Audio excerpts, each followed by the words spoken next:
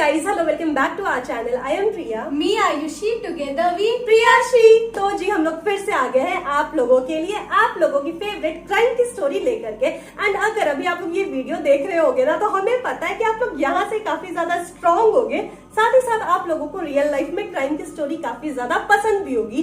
अक्सर जब भी हम लोग हॉरर की स्टोरी या फिर क्राइम की स्टोरी सुनाते हैं ना, तो कभी भी वार्निंग नहीं देते हैं, लेकिन भले ही आप लोग यहाँ से काफी ज्यादा मजबूत हो, आप लोगों को क्राइम की स्टोरी भले ही कितनी भी ज्यादा पसंद हो, फिर भी इस वीडियो को देखने से पहले ना 1000 बार सोच लेना। क्योंकि अगर आप लोग ये सोच के आए हो ना कि ये जो क्राइम की स्टोरी होगी कोई नॉर्मल सी एवं ही सस्ती सी क्राइम की स्टोरी होने वाली है, तो इस गलतफहमी को यहीं पर छोड़ दो और इस वीडियो को यहीं पर बंद कर दो।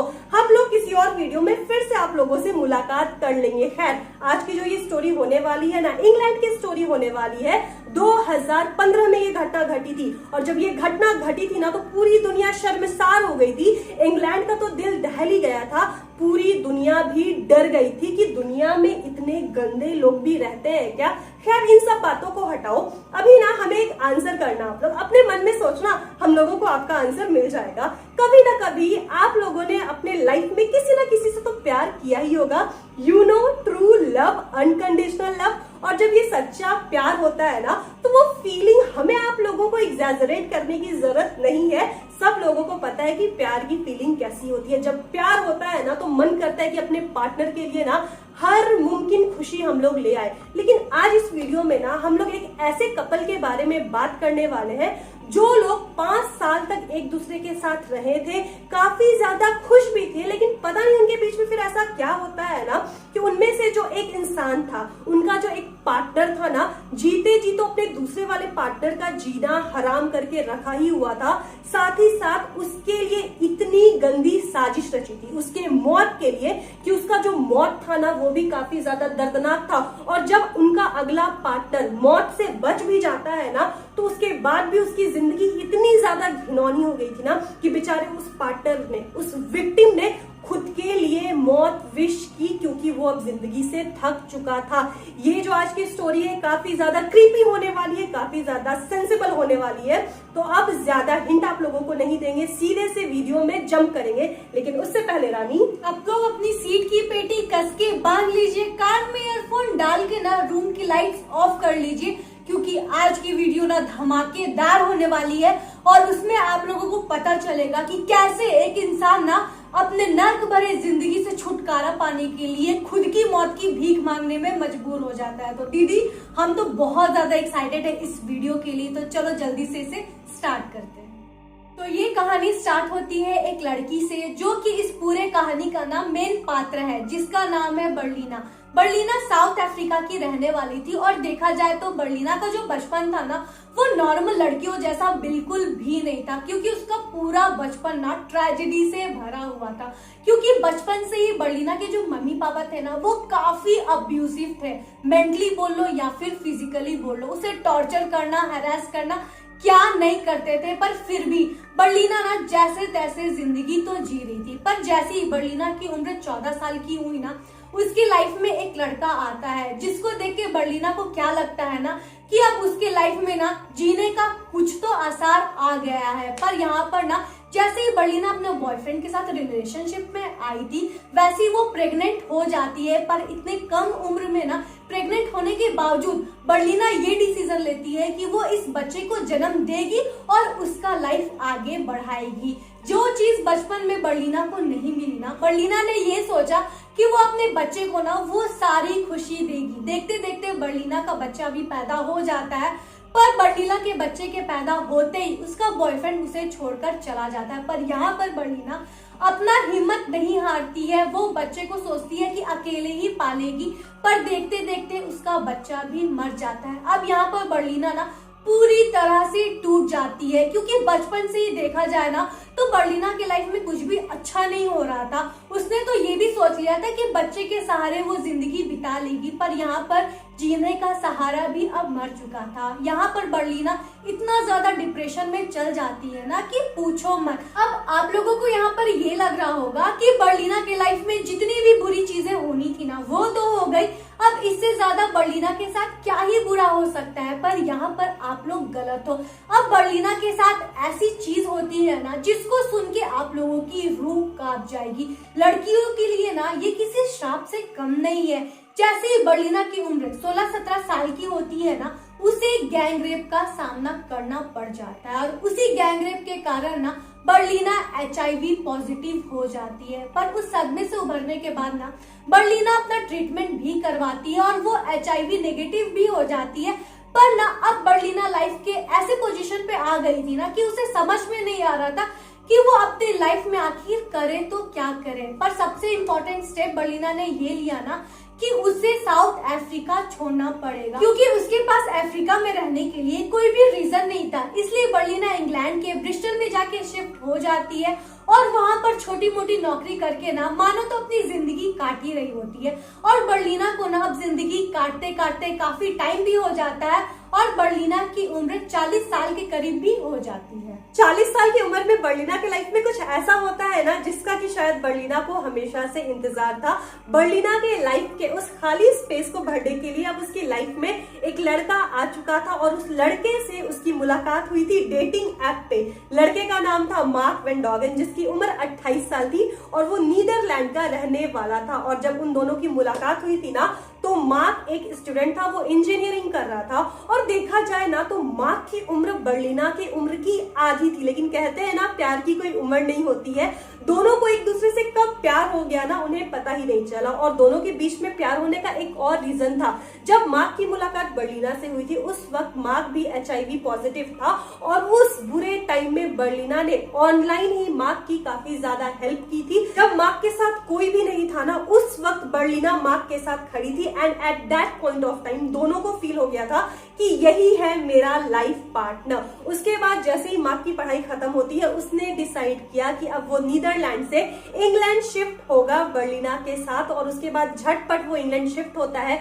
वहां पर उसे एक बहुत अच्छी जॉब भी मिल जाती है। वो कंस्ट्रक्शन साइट पर एक इंजीनियर था और उसका जो सैलरी था ना काफी ज्यादा अच्छा था। मतलब कि वो खुद के खर्चे तो चला ही लेता था, साथ ही साथ ना वो बर्लिना के भी सारे खर्चे देता था। अब बर्लिना को काम धाम करने की भी कोई जरूरत नहीं थी। मार्क के अपने लाइफ में आने के बाद ना बर्लिना चेंजेस को साफ साफ देख सकती थी। अब वो लाइफ पे इतनी ज्यादा खुश थी ना कि शायद उतनी खुश वो अपने 40 साल की उम्र में कभी भी नहीं होगी।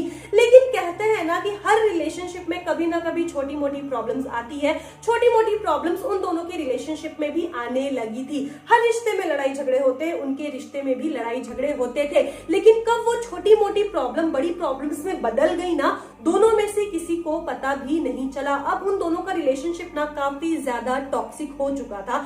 यहाँ पर ना केवल जो लड़ाइयां होती थी मुंह से ही नहीं होती थी, दोनों ना फिजिकली फाइट भी करना स्टार्ट कर चुके थे। दोनों एक दूसरे को मारते थे। वैसे देखा जाए ना तो मार्क के अकॉर्डिंग मार्क ने कहा है कि बर्लिना ही उसे मारती थी। लेकिन आई डोंट थिंक सो। अगर आपका पार्टनर आपको मार रहा है ना तो मे बी आप एक दिन शांत रहोगे, 2 दिन शांत रहोगे, तीसरे दिन तो आपका हाथ भी उठ जाएगा। तो आई बिलीव कि ये जो फिजिकल फाइट होती थी ये दोनों साइड से होती होगी। खैर अब ये जो लड़ाइयां होती थी मारपीट तक तो बढ़ी गई थी। इसके बाद जो बर्लिना थी ना अक्सर वो ना मार्क को इतना ज्यादा मारती थी, हिट करती थी कि उसके जो नाखूनों के निशान होते थे ना मार्क के बॉडी पर भी दिखते थे। कई बार तो मार्क के दोस्तों ने भी उसे देख करके टोका था कि अरे भाई तेरे बॉडी पे ये नाखूनों के निशान कैसे हैं। और वो जो नाखूनों के निशान होते थे ना वो कोई सिंपल नोचने के निशान नहीं थे, वो प्रॉपर जख्म बन जाते थे। इसके बाद हद तो तब हो गई ना जब एक बार लड़ाई में ही बर्लिना ने गर्म पानी मार्क के शरीर पर फेंक दी थी। इसके अलावा अगर लड़ाइयों को हटा देना तो बर्लिना नेचर वाइज भी काफी ज्यादा डोमिनेंट थी।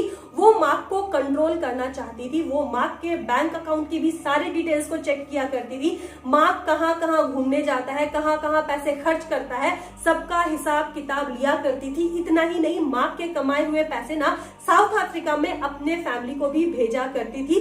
अब जो बर्लिना की ये आदत थी ना कहीं मार्क को खटक रही थी और इसी रीजन से वो बर्लिना से धीरे धीरे दूर होता जा रहा था। और इसी बीच में मार्क के लाइफ में भी एक लड़की आती है। कहते हैं ना कि जब आप एक पर्सन से दूर होते हो तो आपका झुकाव ऑटोमेटिकली दूसरे पर्सन की ओर होने लगता है। अब मार्क ना कहीं आगे अपना लाइफ बिताना है बर्लिना के साथ, ऐसा सोच कर भी कतराता था।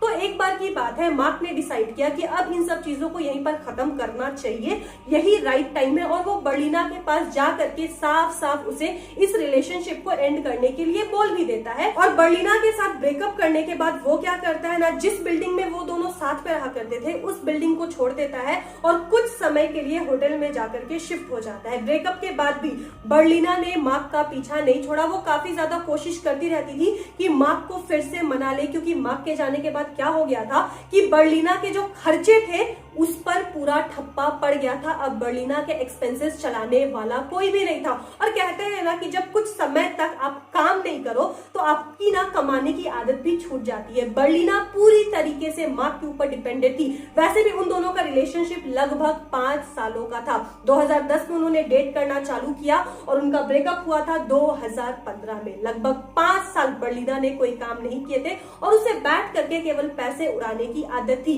मार्क को मनाने की तमाम कोशिशें करने के बावजूद बर्लिना की जो प्लान थी ना, सब कुछ फेल हो गई थी। मार्क ने लास्ट में इतना मान लिया कि ठीक है, जब तक तुम्हें नया जॉब नहीं मिल जाता है ना, मैं तुम्हारे खर्चे दूंगा, लेकिन तुम्हारे नए जॉब मिलने तक। उसके बाद तुम अपने खर्चे खुद चलाओगी। और उसके बाद मार्क अपनी दूसरी वाली गर्लफ्रेंड के साथ एक नई बिल्डिंग में जा करके शिफ्ट हो जाता है। अब यहाँ पर बर्लिना चुपचाप से बैठने वालों में से नहीं थी। उसने मार्क और उसकी नई गर्लफ्रेंड को कॉल कर करके इतना ज्यादा परेशान कर दिया था ना कि पूछो मत। पर यहाँ पर दोनों ने ये समझाना कि बर्लिना को इग्नोर करना ही बेटर होगा, कुछ टाइम बाद वो नॉर्मल हो जाएगी। पर यहाँ पर ना दोनों बहुत ज्यादा गलत थे। अब बर्लिना नया कुछ और प्लान कर रही थी। वो इतने ज्यादा गुस्से में भर गई थी ना, और वो चाह रही थी कि मार्क कैसे भी करके ना वापस उसके लाइफ में आ जाए। इसके लिए वो नए नए उपाय ढूंढ रही थी। अब लास्टली बर्लिना ने क्या डिसाइड किया ना कि इल्लीगली कैसे किसी इंसान को हर्ट कर सकते हैं और उसकी लाइफ हेल बना सकते हैं। इसके लिए बर्लिना क्या करती है, इंटरनेट पे ना नए नए तरीके ढूंढना स्टार्ट कर देती है। और देखते देखते ना बर्लिना को स्क्रीन पे दिखाई देता है एसिड अटैक के बारे में। और जैसे ही बर्लिना एसिड अटैक के बारे में पढ़ती है ना, वो काफी ज्यादा इंटरेस्टेड हो जाती है। और देखते देखते बर्लिना 80 से ज्यादा एसिड अटैक के केसेस पढ़ लेती है। मतलब एसिड अटैक के विक्टिम और कितना इंसान हर्ट हो जाता है, वो जिंदा बचता है कि नहीं। मतलब अब बर्लिना को ना एसिड से रिलेटेड हर चीज के बारे में नॉलेज हो गई थी। अब वो क्या करती है ना, एसिड खरीदने की कोशिश करती है, पर उसे कहीं पर भी एसिड नहीं मिलता, क्योंकि एसिड खरीदना इलीगल है। इसलिए लास्टली वो क्या करती है, अमेज़न से स्ट्रॉन्ग हाइड्रोक्लोरिक एसिड मंगाती है, वो भी 1 गैलन, समझो कि 1 डब्बा। इसके बाद ना सबसे पहले वो अपने कमरे की ना एक टेबल पे थोड़ा सा एसिड गिरा के ना एक्सपेरिमेंट करती है। और वो टेबल ना वुड की थी, लकड़ी की थी। और जैसे ही बर्लिना हल्का सा ढक्कन में लेके वो एसिड टेबल पे गिराती है ना, उस टेबल में एक छेद भी हो जाता है। इसके बाद ना बर्लिना पूरी तरह से श्योर थी कि उसे आगे क्या करना है। इसके बाद वो मार्क को फोन करके रो रो के ये कहने लगती है कि प्लीज मार्क, एक लास्ट टाइम मेरे से मिल लो, वरना मैं ये अपनी जिंदगी खत्म कर लूंगी। ये चीज सुन के ना मार्क बहुत ज्यादा डर जाता है। वो इस बारे में अपनी गर्लफ्रेंड से भी डिस्कस करता है। उसकी गर्लफ्रेंड कहती है कि ठीक है, तुम्हें एक बार बर्लिना से मिल लेना चाहिए। अब यहाँ पर मार्क बर्लिना को कहता है कि मैं शाम को तुम्हारे घर आऊंगा। और वादे के मुताबिक मार्क बर्लिना के घर शाम को चला भी जाता है। शाम में जब मार्क बर्लिना के घर पर पहुंचता है ना, उस वक्त फिर दोनों में बहस शुरू हो जाती है और दोनों में लड़ाई भी होने लगती है। और लड़ाई करने के बाद बर्लिना ऐसा प्रिटेंड करती है ना कि वो मार्क की बातों को समझ जाती है और वो हार भी मान लेती है और मार्क से रिक्वेस्ट करती है कि प्लीज मार्क, अब जब हमारा ब्रेकअप हो ही चुका है, कल से हम लोग नहीं ही मिलेंगे, तो आज रात मेरे साथ इसी घर में स्टे कर लो। और यही मार्क ने बात मान ली और अपनी जिंदगी की सबसे बड़ी गलती की। आगे सुनो होता क्या है। रात के लगभग 3 बज रहे थे और उस वक्त मार्क दूसरे कमरे में गहरी नींद में सोया हुआ था। तब तक अचानक से मार्क की नींद खुलती है क्योंकि उसे अपने बगल से आवाज आती है और वो आवाज किसी और की नहीं बर्लिना की ही थी। और बर्लिना अपने हाथ में एक जार पकड़ी हुई थी और वो मार्क को ये कह रही थी कि अगर तुम मेरे नहीं हो सकते तो तुम किसी और के भी नहीं हो सकते। और इतना कह के उसने उस जार में भरी एसिड मार्क के ऊपर डाल दी और मार्क का जो फेस था और जो अपर पोर्शन था ना वो 25% वहीं ऑन द स्पॉट जल चुका था। हड़बड़ी में मार्क वहां से उठता है और सीधे घर से बाहर भागता है छटपटाते हुए। और बाहर भागते भागते इतनी जलन हो रही थी ना उसको कि वो जोर जोर से चिल्ला रहा था। लेकिन रात के 3 बजे आखिर मार्क के चिल्लाने की आवाज अगर कोई सुनेगा भी तो कौन सुनेगा, क्योंकि सारी सोसाइटी सो रही थी। इसके बाद जब 5-10 मिनट तक लोग बाहर नहीं आए ना तो मार्क बगल वाले पड़ोसी के घर जाता है और घर जाकर के उनकी डोर बेल को बजाने लगता है। मार्क का जो पूरा अपर बॉडी था, जैसा कि हमने आपको बताया, एसिड में डूबा हुआ था। मार्क के पूरे हाथ में एसिड थे और जब उसने घंटी बजाई ना तो उसके हाथ के एसिड के कारण जो डोर बेल थी ना वो भी पिघल चुका था। आयरन की डोरबेल पिघल चुकी थी। जब उसके पड़ोसी ने दरवाजा खोला ना तो पहले तो उन्हें पता ही नहीं चला कि आखिर उनके सामने खड़ा कौन है। उन्होंने क्या प्रिटेंड किया ना कि शायद कोई नंगा इंसान खड़ा है जो कि कीचड़ में सना हुआ है क्योंकि अंधेरा था। लेकिन जब उन्होंने लाइट ऑन किया ना तब वो क्या देखते हैं कि जो मार्क की पूरी स्किन है ना वो जल के झूल गई थी, शरीर से बाहर हो गई थी। मार्क के दोनों आंख फूट चुके थे, एक आंख में तो गड्ढा दिख रहा था एंड दूसरी आंख बंद थी। कान जल चुका था, नाक जल चुका था, कुछ समझ में नहीं आ रहा था। पड़ोसी ने मार्क को टच नहीं किया बल्कि पानी ला लाकर मार्क के ऊपर वो लोग डालने लगे और मार्क दर्द में चिल्ला रहा था कि बर्लिना ने मेरा ये हाल कर दिया, बर्लिना ने मेरा ये हाल कर दिया। पड़ोसियों ने 911 पे कॉल किया और तुरंत से पुलिस आई। वो लोग उसको हॉस्पिटल ले गए और हॉस्पिटल जाते जाते मार्क ने जो भी बयान देना था, जो भी बर्लिना ने उसके साथ किया था ना, सब कुछ पुलिस को बता दिया। और हॉस्पिटल पहुंचने के बाद उसके घर वालों को कॉल किया गया, इलाज के लिए मार्क को रूम में शिफ्ट किया गया। लेकिन मार्क की हालत बहुत ज्यादा खराब हो गई थी। मार्क की हालत इतनी ज्यादा खराब हो गई थी ना कि मार्क के पापा जो कि हॉस्पिटल में सबसे पहले आए थे उन्होंने मार्क को पहचानने से भी मना कर दिया था। और जब तक मार्क के पापा हॉस्पिटल पहुंचते ना तब तक धीरे धीरे समय के साथ मार्क की हालत बद से बदतर होती जा रही थी। पहले तो जो एसिड थी ना उसने मार्क के स्किन को बर्बाद किया, टिश्यू को बर्बाद किया, मसल्स को बर्बाद किया और धीरे धीरे वो जो एसिड थी ना वो बोन तक भी पहुंच गई थी। लगभग 6-7 महीने बीत चुके थे, मार्क की हालत में कोई भी सुधार नहीं आ रही थी। और 6-7 महीनों के बाद ना अब उस एसिड के कारण जो मार्क के ऑर्गन्स थे ना वो भी अफेक्ट होने लगे थे। सबसे पहले हमला हुआ उसके लंग्स पर। अब मार्क को उस एसिड के कारण लंग्स इन्फेक्शन हो गया था जिसके कारण ना अब वो कोमा में जा चुका था। मार्क का सरवाइव करना बहुत ज्यादा मुश्किल था, कहो तो वो एक जिंदा लाश की तरह जी रहा था। खैर लगभग 15 महीनों तक मार्क ने ये सब कुछ सरवाइव किया और लास्ट में जब वो कोमा से बाहर आया ना और उसे ये पता चल गया कि जिंदगी भर उसे ऐसे ही एक बिस्तर पर पड़े रहना है और इसी दर्द में जीना है, बिना आंख, बिना नाक, बिना कान के। थक हार के उसने ये डिसाइड किया ना कि अब वो ये लाइफ नहीं जीना चाहता है और परिवार की रजामंदी से उसने गवर्नमेंट के सामने यूथेनेशिया के लिए अपील किया। अगर आपको नहीं पता तो आपको बता दे कि यूथेनेशिया एक ऐसा प्रोसेस होता है ना जिसमें कि एक गवर्नमेंट के सामने अपनी विल से अपनी डेथ के लिए विश करता है। तो यही काम मार्क ने किया और गवर्नमेंट ने उसकी हालत भी देखी कि वो किस तरीके की जिंदगी जी रहा है और इसके बाद उसकी जो अपील थी ना वो एक्सेप्ट कर ली गई। लगभग 15 महीने की जहन्नुम वाली जिंदगी जीने के बाद ना 2 जनवरी 2017 में शाम के 7:30 बजे मार्क अपने फैमिली वालों से मिलता है, सबसे थोड़ी मोड़ी बात करता है, उसके बाद उसे इंजेक्शन लगा दी जाती है और इसके बाद मार्क इस दुनिया को छोड़ करके और अपनी सारी दर्द को छोड़ करके इस दुनिया को अलविदा कह लेता है। मार्क के मरने के बाद पुलिस वाले बर्लिना को पकड़ के ले जाते हैं और जैसे ही बर्लिना के साथ पूछताछ की जाती है ना सबसे पहले वो बोलती है कि मार्क उसके ऊपर एसिड फेंकने की कोशिश कर रहा था। मार्क ने ही उसके बेड के बगल में जो टेबल था ना उसके ऊपर एसिड रख दिया था ताकि वो नींद में जब उठे ना तो एसिड को पानी समझ के पी जाए। अब यहाँ पर देखो बर्लिना कितनी ज्यादा झूठी है, क्योंकि जिस रात मार्क दर्द में दौड़ रहा था उसी रात वो अपने कमरे में आराम से काउच पे लेटी हुई थी। ऐसा लग रहा था मानो उसे कोई फर्क ही नहीं पड़ रहा।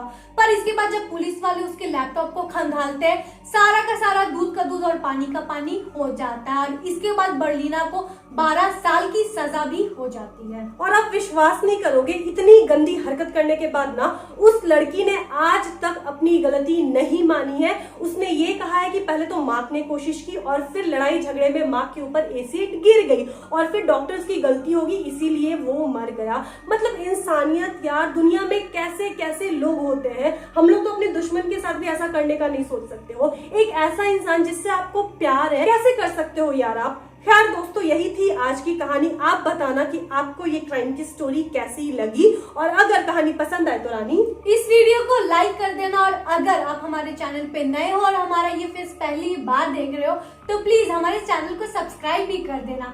मिलते हैं अपने नेक्स्ट वीडियो के साथ, तब तक के लिए बाय।